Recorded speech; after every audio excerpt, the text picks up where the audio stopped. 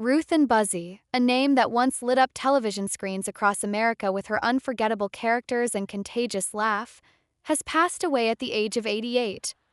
Known to millions as the hairnet-wearing, purse-wielding comedic force from the golden era of variety television, Ruth Buzzi breathed her last on May 1st at her home near Fort Worth, Texas, after a long and courageous battle with Alzheimer's disease. Her husband, Kent Perkins, whom she had been married to for nearly 5 decades, shared the heartbreaking news with the public via a post on Facebook. It was a quiet end to a life that had once roared with the vibrant energy of slapstick humor, comedic genius, and deeply human portrayals of eccentric characters. Her journey to stardom was anything but accidental. Ruth Buzzi was born on July 24, 1936, in Westerly, Rhode Island, a quaint seaside town that seems far removed from the bright lights of Hollywood. But even in those early years, there was a spark within her, a sense of timing, a knack for exaggeration, and a smile that seemed to radiate warmth and whimsy in equal measure. She was the daughter of Rena and Angelo Buzzi. Her father, a gifted stone sculptor, was nationally recognized for his artistry, which lent a strong creative atmosphere to the household. Perhaps it was his hands, capable of chiseling cold rock into works of enduring beauty, that inspired young Ruth to shape moments and characters with similar grace and intensity, albeit in the very different medium of comedy. Her first forays into performance came during high school, where she was not only a cheerleader but also a charismatic personality who could command attention. There was always a performative edge to her, a love for the theatrical, and an inherent understanding of how to hold a room's gaze. This budding talent led her to enroll at the prestigious Pasadena Playhouse in California at just 17 years old, a bold move for a young girl from a small New England town. Pasadena Playhouse was a breeding ground for future legends, and Ruth's time there was marked by encounters with classmates like Dustin Hoffman and Gene Hackman, who themselves would go on to become cinematic giants. One can only imagine the passion and creative intensity that filled those classrooms and rehearsal spaces, with young actors pushing each other toward greatness, none yet aware of the iconic careers they were all about to launch. Ruth's big break came in the late 1960s with a show that would come to define an era, NBC's Rowan and Martin's Laugh-In. A groundbreaking variety program that blurred the lines between countercultural satire and mainstream entertainment, Laugh-In was irreverent, fast-paced, and filled with zany energy. It was the kind of show where one-liners zipped by at lightning speed, where social commentary came wrapped in punchlines, and where the boundaries of conventional television comedy were pushed, if not shattered. Ruth Buzzi stood out in this chaotic brilliance not merely because of her comedic timing, but because she created characters that felt strangely real. Exaggerated, yes, but always rooted in some kernel of truth.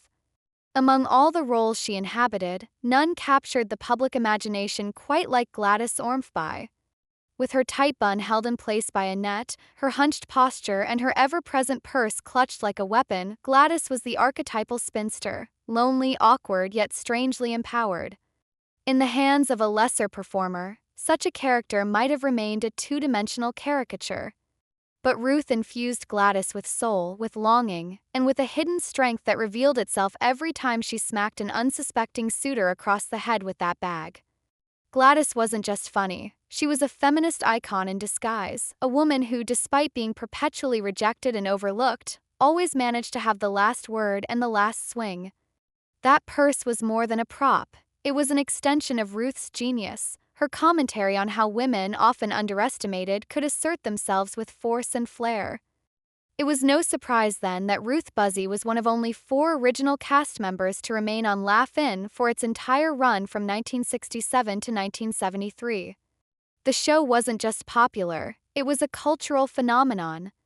Airing during the volatile years of the Vietnam War, civil rights protests, and a rapidly shifting American consciousness, Laugh-In provided comic relief while also slyly commenting on the very issues dividing the nation.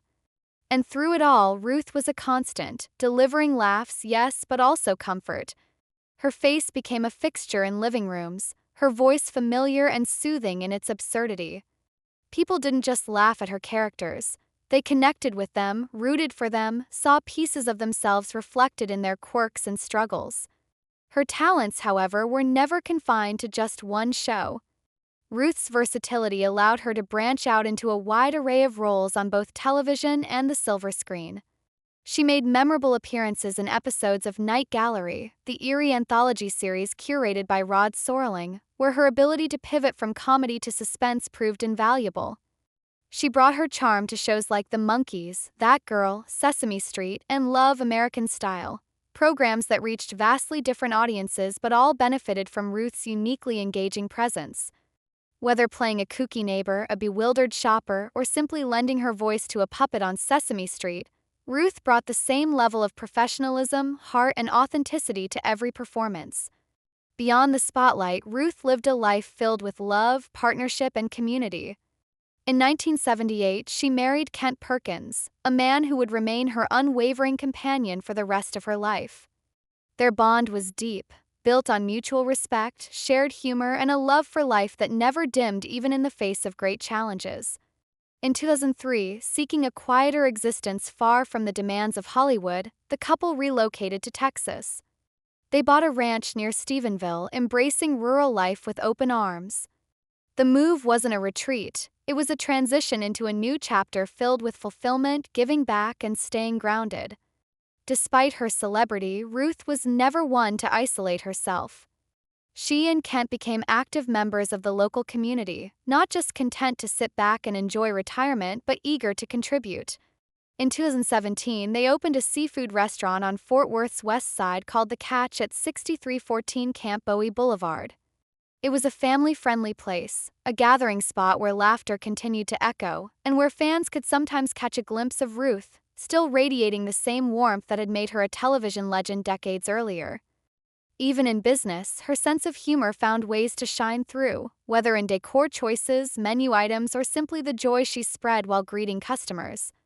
As the years wore on, Ruth's health began to decline. In 2022, she suffered a series of strokes that left her physically weakened. Her husband once again took to Facebook, keeping fans updated with touching messages that were equal parts honest and hopeful. Ruth herself, even as her memory faded due to Alzheimer's, still managed to connect with her fans online, often posting with the trademark humor that had endeared her to millions. Her wit, though dulled by illness, never disappeared entirely. Her words, whether typed with help or through dictation, continued to bring smiles. It was as if even Alzheimer's, in all its cruelness, couldn't quite extinguish the fire of Ruth Buzzi's spirit. In the last phase of her life, Ruth spent several years in hospice care. It was a difficult time, one that required immense strength, not just from her but from her family and caregivers. Alzheimer's is a slow thief, stealing memories, identities, and connections piece by piece. But through it all, Kent remained by her side, loyal and loving to the very end. His devotion to Ruth during those years was a testament to the deep love they shared, an echo of the loyalty and warmth Ruth had extended to so many in her life and career. Her passing was met with an outpouring of love from fans, fellow performers, and countless individuals whose lives she had touched. Social media lit up with clips from Laugh In, tributes from comedians who had looked up to her, and stories from fans who had met her and were forever changed by a moment of kindness or a shared laugh. Many remembered the iconic purse swings, the quirky characters, and the infectious giggle. Others remembered the woman behind the characters, a generous soul, a dog lover, a passionate advocate for Alzheimer's research, and a friend to all who crossed her path.